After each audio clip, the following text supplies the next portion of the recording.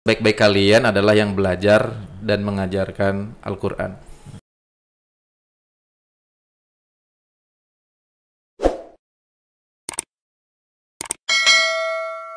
Assalamualaikum warahmatullahi wabarakatuh. Sahabat C Channel, pagi ini berjumpa kembali. Nggak tahu nih di-uploadnya kapan. Tim nih yang ngurus di sini di studio, ada tim-tim yang lain. Apa kabar sahabat C Channel? Mudah-mudahan para sahabat, keluarga semuanya dalam keadaan sehat.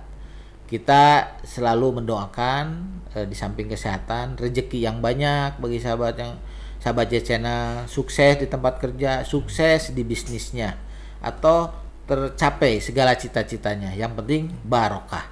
Sahabat J Channel, pagi ini kita ngundang. Ini sebetulnya bagi saya tuh guru. Bagi saya, karena saya udah belajar beberapa kali di rumah, saya juga dengan anak saya. Dulu ceritanya kalau saya menyuruh anak saya menyelesaikan baca Al-Quran, terutama anak cowok saya, kan lebih santai daripada yang anak-anak cewek. Tapi saat itu saya cari di Google, tahu-tahu ada sistem tahsin ya, praktis marhalah. Di situ ada sponsornya, ini cara termudah dan tercepat belajar membaca Al-Quran untuk dewasa dan anak-anak. Dan kebetulan strategi saya itu ya udahlah, saya aja belajar, saya daftar private, datang ke rumah, dan saya ajak anak saya yang paling besar, si kakak Kiki, kalau saya panggilnya kakak Kiki, Rizky, di rumah. Akhirnya bareng-bareng kita setiap Senin ya Pak Ustadz ya. Yeah. Setiap Senin. Akhirnya sampai sekarang masih terus, walaupun seminggu sekali. Alhamdulillah anak saya udah hatam, itu kan kebanggaan bagi saya, dan saya juga ikut hatam tanpa rasa kaku, karena selama ini kalau baca Al-Quran itu udah kelewat. Kalau yang udah biasa pesantren, kalau anak-anak kecil udah biasa itu. Tapi bagi saya dan teman-teman semua ada, karena kita malu gitu kalau untuk ngaji, karena udah lewat, udahlah gitu. Nah, sebenarnya ini ada cara untuk bagaimana praktis membaca Al-Quran, walaupun tidak melihat ya gitu sahabat channel, melihat tua, muda, atau anak-anak. Ini ada cara yang menurut saya simpel. Ini pengalaman saya. Nah, saat ini saya undang Pak Ustadz Solehudin. Ini guru saya, teman saya sekaligus, tempat suka ngobrol, kita tim mingguan. Yeah. Kita akan kupas tuntas, kita akan gali kepada yang bersangkutan. Mudah-mudahan obrolan ini bermanfaat. Bahkan hari ini beliau bawa buku 2 nih, yaitu tadi marhalah yang 3, apa itu namanya, 3 tahap. 3 jam bisa membaca Al-Quran dari nol dengan sistem 3 tahap. Nah, ini buku keduanya baru terbit nih saudara. Bahkan ini udah ada logo BPR, yeah. LPM nih sponsornya, sponsor Kries Kreatif Indonesia Emas. Bahkan nanti akan mudah-mudahan bikin adanya logo J Channel gitu sahabat J Channel. Yes. Nah, ini perkenalkan Pak Ustadz, namanya Pak Ustadz Solehudin. Apa kabar Pak Ustadz? Bisa ini bagaimana nih kabarnya?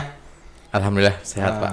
Udah, kita ketemu nih, saya paksanya harus ke sini minggu kemarin. Ya, harusnya betul. Diundang, sama beliau sibuk, dan juga banyak private ke tempat yang lain ya. Kita lah mengalah. Makanya ini pagi-pagi saya sengaja tadi di sini kita nunggu. Mudah-mudahan ini bisa bermanfaat.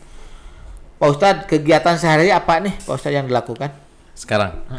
Kalau sekarang alhamdulillah saya fokus di pemberantasan buta huruf, pengrekrutan guru-guru ngaji, termasuk bagaimana cara-cara mengajarkan trik-trik yang enak, yang cepat untuk bisa baca Quran. Jadi kalau yayasan, kita punya yayasan namanya Yayasan Marhalah sesuai bukunya. Kita sudah kemana-mana di Garut, jalan itu saya sudah ada sekolah binaan Pak.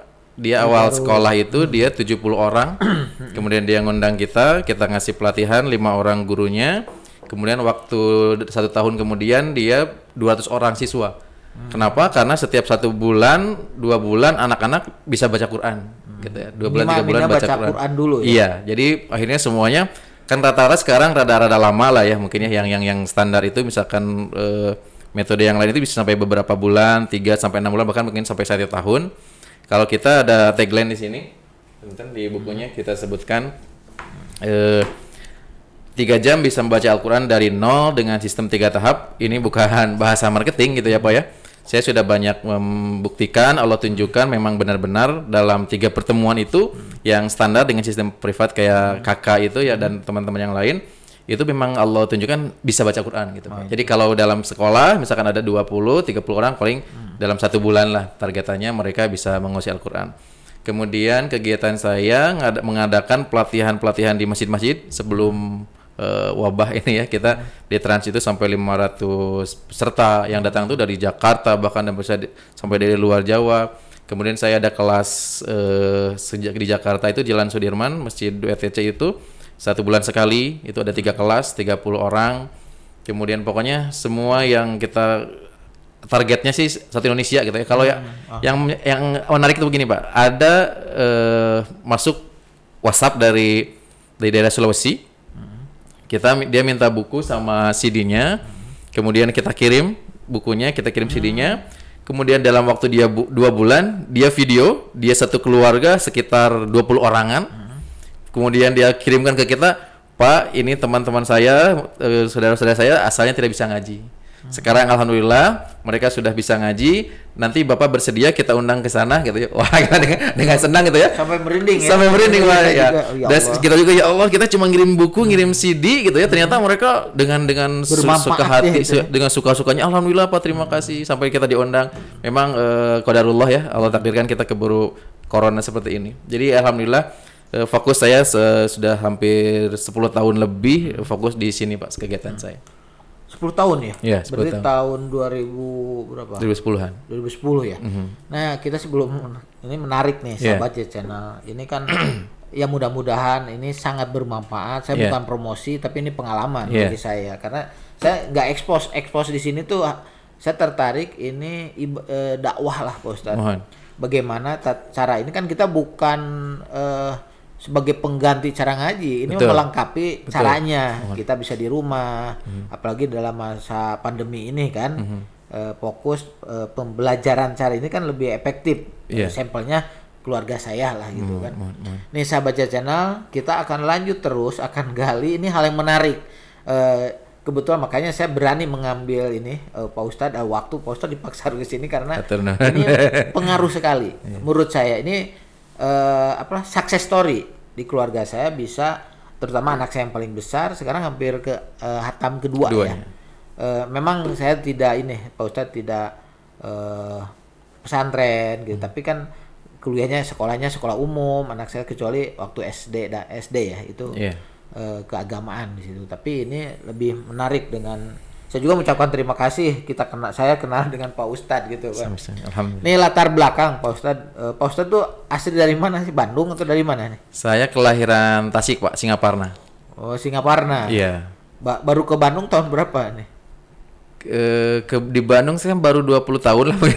Baru lumayan sih. Jadi kuliah di mana Pak Ustadz? Kuliah saya di Bogor, di namanya STIT Al Hidayah. Tapi kalau mengajar saya sudah dari SMA Pak. Nah itu jadi maksudnya gini, saya mau nanya itu. Nah ini mengajar waktu kuliah udah ngajar. Ya, ngajarnya bagaimana? Nah kalau privat gitu apa? SMA itu kan pesantren ya katakanlah di Ciamis. Jadi saya udah meninggalkan rumah dari semenjak SMP, saya sudah keluar dari rumah di Ciamis itu saya pesantren.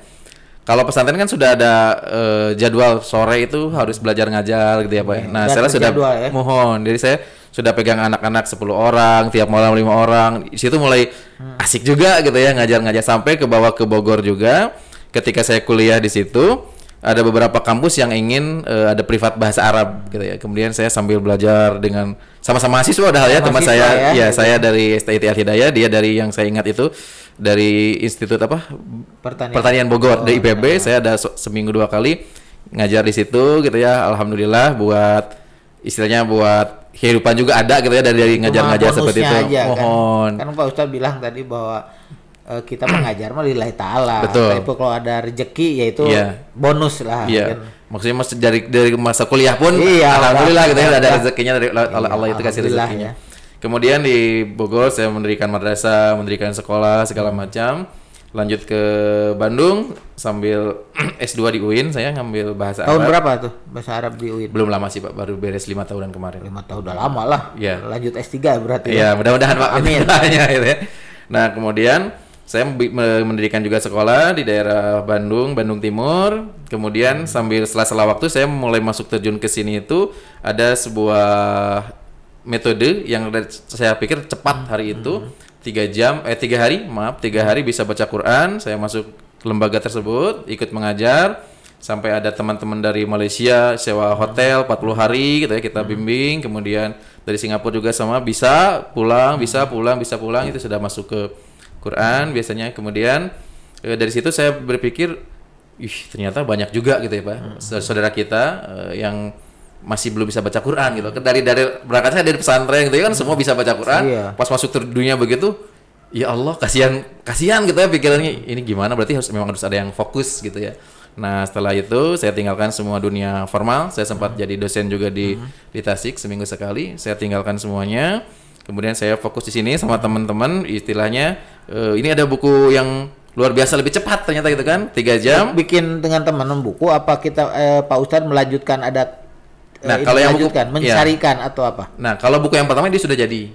Udah ada. Iya, jadi dia saya 3 hari, saya cari yang lebih cepat lagi, ternyata ketemunya buku yang ini, saya ketemu sama penulisnya, saya ngobrol-ngobrol, ternyata karena basicnya saya memang pengajar dari awal, ketika dapat metodenya sudah langsung terjun, langsung pakai. Kemudian saya di belakang layar sebetulnya Pak, gitu ya, di belakang layar. Kalau ada yang mau ngajar silakan gitu ya. Bapak juga itu karena langsung kontak ya, gimana nih? Cuma ente yang belum dikasih tuh ngajar begitu ngajar. Ya udahlah, bismillah saya bilang gitu ya. Gitu. Soalnya biasanya saya lempar sama yang lain, saya di belakang layar aja. Silakan. Kemudian saya bertemu Bapak, kemudian sampai sekarang alhamdulillah mungkin ayo lanjutkan jadi istilahnya 100% saya di lembaga ini akhirnya kan dirangkul segala macam. Dan biasanya setelah buku kedua pertama ini dia minta lanjutannya, saya sudah bisa baca ngaji apa lagi gitu. Nah, itu pertanyaannya di sini saya susun sama beliau sudah banyak, kemudian saya di sini beliau itu siapa nih Pak, siapa? Ustaz Munawar Rifadi. Iya. Beliau satu angkatan juga sama saya, baru lulus S2 beliau dari Uninus beliau. Ya, kemudian banyak juga yang nitip wakaf, termasuk dari Kris ya, dari BPRLPM. Wakaf ini ayo bikin buku kedua, akhirnya kita bismillah lah, meskipun dengan corona, dengan pelatihan pengajaran adalah tersendat sebetulnya kan, tidak bisa terbit baru minggu kemarin ya.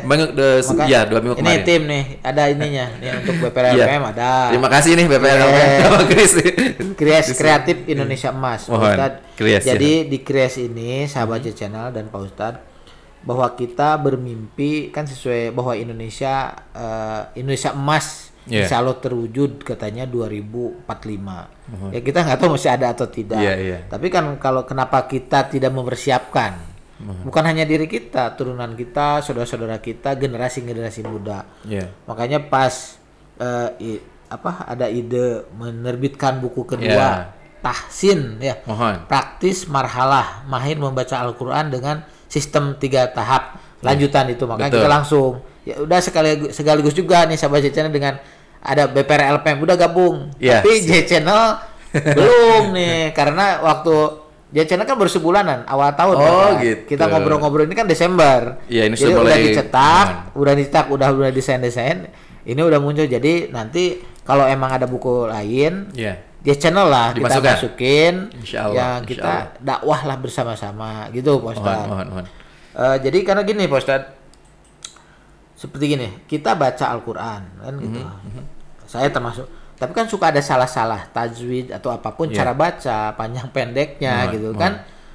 Kan kalau bertanya malu loh. Kita malu loh. Nanya ke istri apalagi malu. Nanya ke anak malu juga kan. Ke orang tua udah nggak ada kalau yang ada. Kalau mama kan kita juga malu, atau ke guru ngaji kita juga, wah kan kita bukan merasa mungkin saya kalau dianggap tidak mampu tuh malu gitu kan. Tapi pengen. Nah, dengan saya ngontak di Google nih nyari, kalau saya dapat, saya cari sendiri, dapat dengan anak saya. Oh ya, ada cara yang artinya kan boleh kita belajar diam-diam gitu kan. Iya. Boleh terbuka, boleh-boleh aja. Iya, Makanya betul. saya syukurlah mengenal Pak Ustadz. Nah ini sahabat channel, silahkan kalau mau ngontak ya Pak Ustadz, nanti ditulis aja. Ini ada Boleh. bukunya, kalau perlu buku ke Pak Ustadz aja langsung. Kalau saya cuma memberikan informasi bahwa telah ada metode, mungkin banyak metode-metode yang lain. Kebetulan yang saya kontak karena di Google di search dapatnya ini, kita udah setahun ya kurang lebih ya kontak dengan Pak Ustadz sebelum pandemi.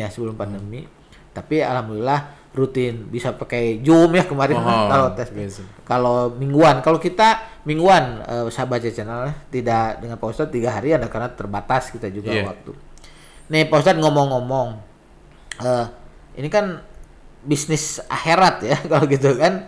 Itu kenapa Pak Ustadz ujug-ujug tadi kan ada bicara sejarah. Sekarang sampai ke fokus ini tuh bagaimana nih? Ada sejarah apa gitu?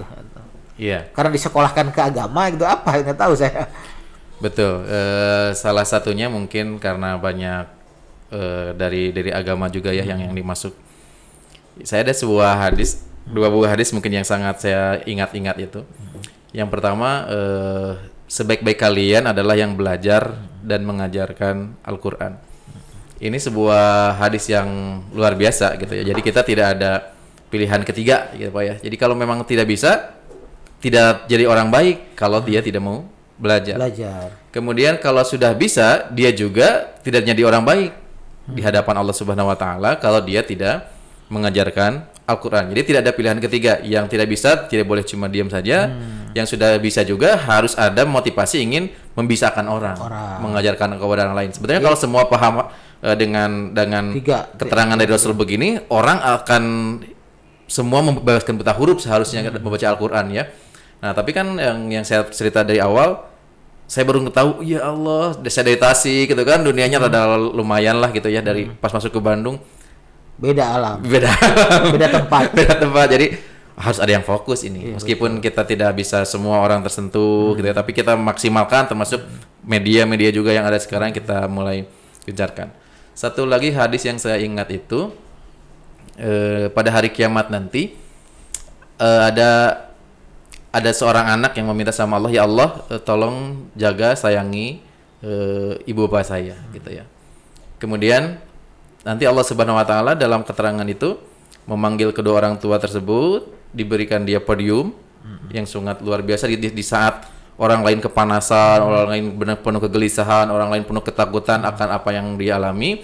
Allah naungi mereka berdua, Allah berikan angin sejuk, Allah berikan ketenangan, kemudian dipakaikan jubah yang sangat luar biasa mewahnya. Kemudian terakhir Allah Subhanahu wa taala pasangkan mahkota di atas kepalanya. Sampai orang tadi bertanya, ya Allah, ini kenapa saya diperlakukan istimewa seperti ini? Kenapa saya bisa luar biasa mendapatkan yang luar biasa seperti ini? Kemudian kata Allah SWT, itu karena anakmu yang pembawa Al-Quran. Ya jadi kalau pembawa Al-Quran dalam arti apa? Hatam atau apa? Ya salah satunya dia belajar, mengajarkan, mengamalkan Al-Quran, menghafal Al-Quran segala macam. Terutama menghafal Al-Quran begitu ya.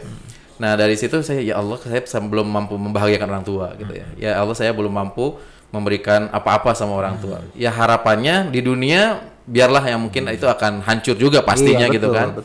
Kalau bukti salah satu, kalau kamu sayang sama Allah gitu kan. Kalau kamu sayang sama orang tua, kalau kamu sayang sama ibu bapak kamu, ini cara yang paling hebat sebetulnya. Hari itu semua tidak ada lagi yang lain kan, tidak ada lagi harta, tidak ada lagi jabatan, tidak ada lagi segala macam. Justru yang naik itu seorang manusia yang anaknya luar biasa di dalam Al-Quran. Itu yang saya coba lakukan untuk orang tua nanti. Kemudian itu yang sedang saya coba didik anak saya juga. Saya sih mudah-mudahan bisa memberikan mahkota kepada orang tua saya, ya anak yang kita didik juga gitu ya Pak ya. Betul. Kayak multi level marketing. Betul. Ya. Kita ingin sama Pak Ustadz nih. Saya juga nanti di akhirat gitu. Mudah jadi ahli surga kita semua nih teman-teman.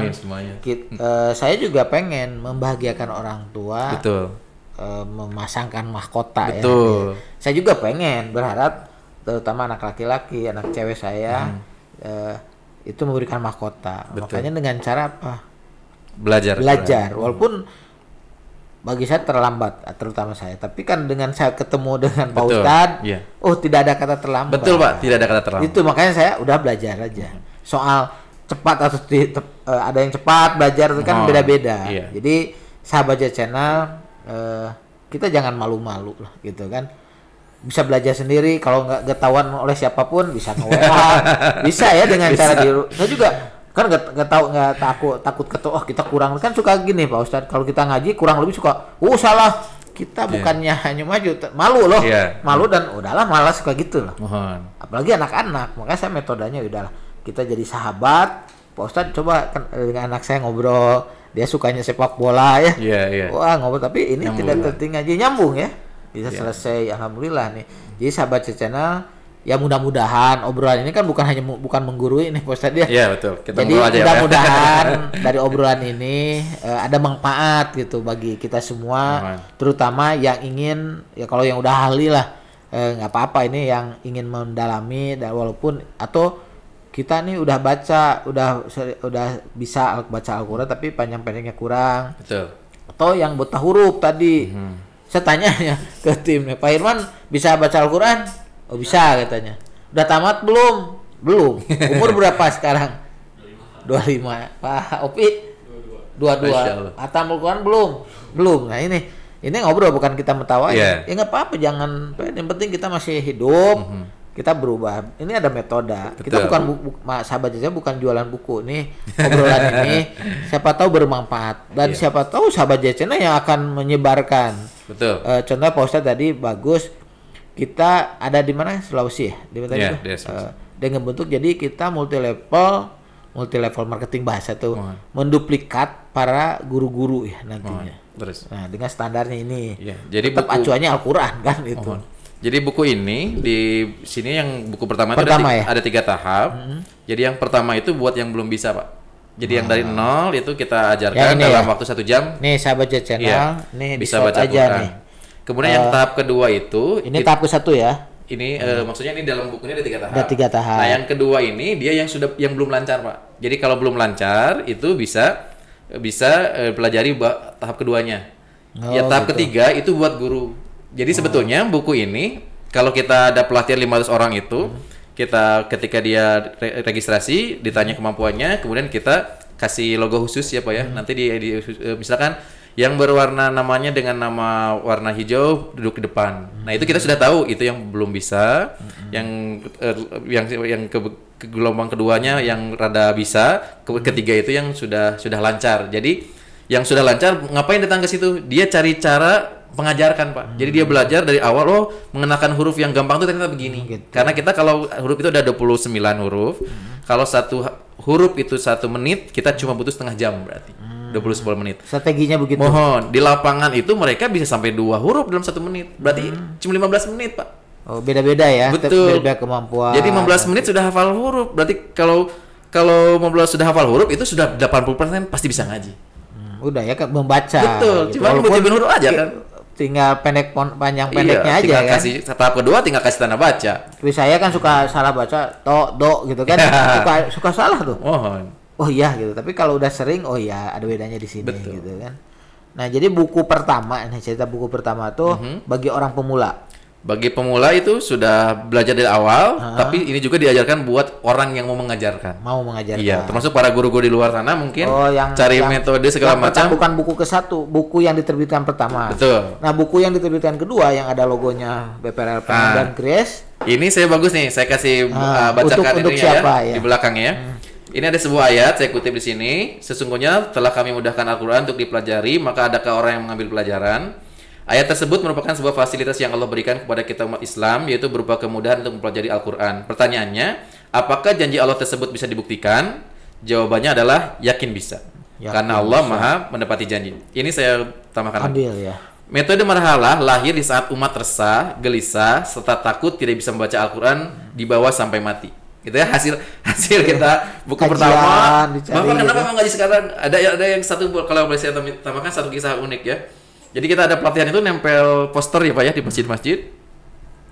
Kemudian acara sudah selesai sebetulnya di masjid itu. Cuman karena posternya masih ada yang ngehubungin. Kemudian sama admin dikasih ke saya, Pak ini ada yang coba nanya-nanya tentang marhalah. Kemudian dia bilang, Pak, saya ada waktu 1 bulan. Saya akan ada tugas ke Sudan. Dia dari PBB, Pak, dari militer. Bisa nggak saya belajar baca Quran? Saya bilang, kenapa Bapak mau belajar Quran? Takut ditembak ya. Saya bilang gitu. Takut di Sudan kena tembak mati ya Pak ya. Aduh, bener Pak Ustaz. Nggak apa-apa, kan dia jujur takut nggak masalah kan. Padahal dia masih sangat muda. Kemudian Bapak punya ada waktu berapa lama? 1 bulan. Dia bilang. Saya minta 1 minggu. Saya bilang begitu ya. Lihat Bapak motivasinya sangat luar biasa daripada mati. Bapak saya bisa 1 minggu insya Allah kalau Allah izinkan Bapak bisa ngaji. Bener Pak, nggak percaya dia. Kemudian janjian di sebuah masjid yang kira-kira saya lewat, dia juga dekat di situ. Tahap pertama selesai. Tahap kedua 1 jam 2 hari berikutnya kalau nggak salah dia tahap kedua selesai 1 jam. Tahap ketiga itu dia sudah baca, sudah saya kasih Quran, baca Al-Fatihah Pak. Alhamdulillah. Di situ dia menangis Pak. Nangis dia. Bener saya tuh bisa baca Quran, saya begitunya ya. Nggak tahu Bapak sendiri yang baca, saya bilang gitu kan.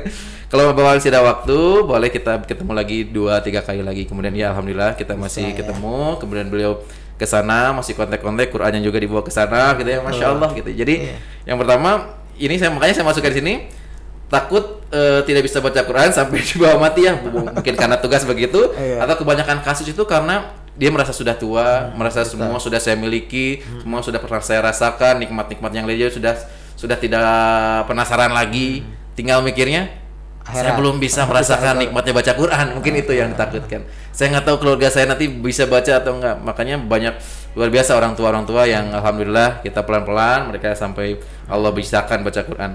Setelah buku Marhalah Jilid pertama menjadi solusinya dengan kemudahan yang telah banyak Allah tunjukkan, maka keinginan selanjutnya adalah membaguskan bacaan, terutama dalam makhraj, tempat keluar, dan sifat huruf, cara-cara keluarnya. Alhamdulillah kini jawabannya sudah ada di hadapan Anda. Jadi buku ini adalah lanjutan bagi peserta yang kita yang ingin memperbaiki bacaannya lebih bagus lagi, lebih enak lagi sehingga makin pede saja itu dah insyaallah sesuai dengan yang Rasulullah ajarkan dalam baca. Sebelum diakhiri nih. Ya. Pak. Kalau kan waktu kalau nggak salah kalau zaman saya kecil belum ada Iqra ya. Ngaji tuh digubuk kan gitu dimarahin oleh guru. Kan kalau baca Al-Qur'an itu salah sedikit kan digebrak gitu ya bahasa tuh. Pusing gitu kita tuh. Stres ya Pak ya? Stres tuh. Nah, tapi kan itu juga alhamdulillah kita dipaksa juga kan. Artinya dengan cara zaman itu saya bisa baca lah dikit-dikit. Nah sekarang mungkin dibereskan lah cara-cara bacaan saya dengan terus waktu saya lagi kuliah kan ada dengar ikro, saya juga ikro gitu. Itu bedanya dengan ini itu hampir sama ya, beda. Kalau masalah berangkat buku pertama gitu ya, pemberangkatan itu pasti beda-beda Pak. Termasuk yang paling Bapak itu cara pelajarinya mungkin ya. Yang kita pelajari dulu itu namanya Baghdadiyah Pak. Metode Baghdadiyah. Alif, ba, ta, sa, jim kayak begitu kan? Itu Baghdadiyah. Sampai sekarang juga masih berjalan sebetulnya. Kemudian yang tenar kemudian anak-anak kita biasanya metode Iqra. Nah, sekarang di Bandung subur Pak. Metode-metode untuk mengenalkan orang baca Quran itu subur. Jadi istilahnya ada yang mengenalkan hurufnya macam-macam nih caranya. Itu yang pertama. Strategi cara baca huruf yang cepat, cara baca yang cepat kan gitu. Itu kan strategi aja, mudah-mudahan ini juga saling mengisi ya, melengkapi ya. Mohon. Kemudian kan kalau buat saya metode itu seperti pisau ya Pak ya, seperti senjata. Kita harus punya kapak, harus punya pisau, harus punya gunting segala macam. Kalau kita nebang pohon nggak pakai pisau, kita butuh kapak segala macam. Nah, jadi buat guru itu memang harus punya banyak metode. Betul. Tidak bisa dengan cuma satu metode. Bapak ini cocok, siapa tahu ibu yang ini tidak cocok. Siapa tahu ini bisa. Alat pelengkap. Jadi semua jangan tidak boleh namanya saya emang pokoknya Iqra, nggak bisa begitu juga kalau untuk seorang yang pengajar. Nah, kemudian kalau yang kedua, jilid kedua ini sudah pentahsin gitu ya. Tahsin itu pembagusan bacaan. Itu sudah hampir semua metode sama Pak. Hampir semua metode sama. Apa bedanya buku Marhalah ini? Buku Marhalah ini merujuknya kepada Quran Madinah. Itu satu-satunya yang beda ya. Jadi dari buku pertama itu sudah merujuknya ke Quran Madinah. Nanti kita banyak lebar lagi seperti membahas tentang Madinah, tapi biar gampangnya buku Quran Madinah adalah Quran yang Bapak didapatkan ketika umroh, ketika haji. Kalau Bapak buka dengan Quran yang di musola katakanlah itu akan sedikit berbeda.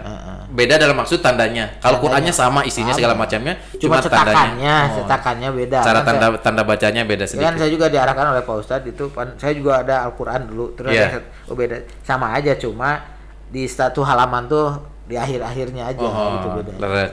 Jadi kalau harus dijelaskan di sini. Jadi kalau memang pakai buku ini, nanti yang dibuka Quran Madinah gitu ya. Jadi kalau Qurannya dibukanya Quran Indonesia, nanti tidak nyambung. Gimana nggak bakal ngerti? Cetakan yang Madinah, dalamnya sama kan. Betul. Gitu. Jadi tapi sekarang sudah mulai banyak Indonesia cetak juga Pak. Jadi penyesuaian itunya dari satu halamannya cetakannya di ujungnya apa dengan beres. Jadi ayat pertama itu aja bedanya. Kurang lebih beda betul. Cetakannya layout itunya saya lihat itu. Tapi kan kelihatan susah gitu karena nggak ada bahasa Indonesianya kan kalau kita lebih senang yang ada bahasa Indonesia. Awalnya saya juga translate ya Pak ya. Tahu-tahu sekarang coba itu. Tapi emang lebih ya kan realnya di situ dan penting dalamnya juga sama gitu. Ya alhamdulillah Pak Ustadz nih. Tapi sebelum diakhiri Pak Ustadz ini nih kan sekarang masa pandemi. Apa dengan punya buku ini nanti bisa di PDF-kan kan dibagi. Betul. Atau cetaknya. Itu dipelajari kan nggak selalu kan ini semakin luas orang sahabat channel mau kan kalau ngundang Pak Ustadz pasti sibuk kan. Dengan buku ini udah cukup teman-teman. Kalau yang sudah punya dasar itu sebetulnya tinggal dibaca paham insya Allah ya. Kalau yang belum, untuk yang belum itu memang kita harus ada sedikit pembelajaran. Jadi karena yang pertama ini kan judul dari awalnya kan kayak BPR, APM, kemudian KRIS itu wakaf gitu ya. Jadi buku ini tidak kita bagikan Pak. Ini betul. Bahasa di pertama itu buku ini adalah wakaf, tidak diperjualbelikan. Itu ya catatan yang pertama. Untuk buku kedua ya, kalau buku pertama ini dijual bebas, harganya 100 ribuan, bisa di mana aja bisa dicari. Nah jadi buku ini yang pertama dibagikan adalah para pewakaf. Kita ada beberapa pewakaf, kemudian dibagikan itu yang pertama selesai, alhamdulillah sudah selesai pekan ini. Kemudian yang kedua distribusinya adalah guru-guru tahsin, guru-guru baca Quran dengan syarat dia mau ikuti pelatihan 5 kali pertemuan. Begitu Pak. Ustaz di ini ada websitenya atau di apa dicari itu? Apanya? Di sini ada ya di bukunya ya, dari Instagram juga ada.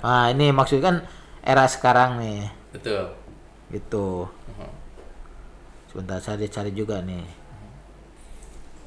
Marhalah sama dengan judul bukunya, yayasannya sama. Sebentar Marhalah apa?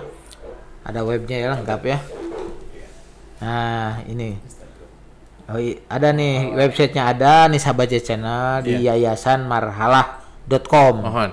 Terus di email ada Instagram @marhalah_pusat. Ada 2 ya, atau marhalah_dakwah Quran. Nah ini sahabat channel bisa aja di situ, komunikasi langsung di situ. Kalau channel cuma ini aja memberikan informasi saja sahabat channel. Jadi terima kasih Pak Ustadz udah gabung di sini, sharing. Mudah-mudahan ya bukan kita berantas lah, mudah-mudahan orang yang mau mempelajari. Amin.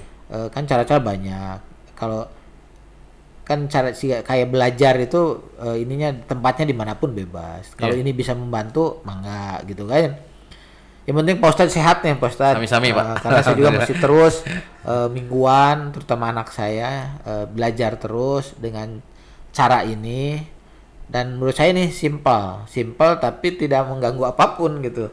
Melengkapi kepedean saya terutama dalam membaca Al-Quran. Kan daripada diam-diam nih Quran takut kurang bacaannya gitu kan tersinggung juga maksudnya. Iya betul. Dalam baca Al-Quran aja kalau kita apalagi bahasa Inggris ya, pernah saya belajar bahasa Inggris gitu.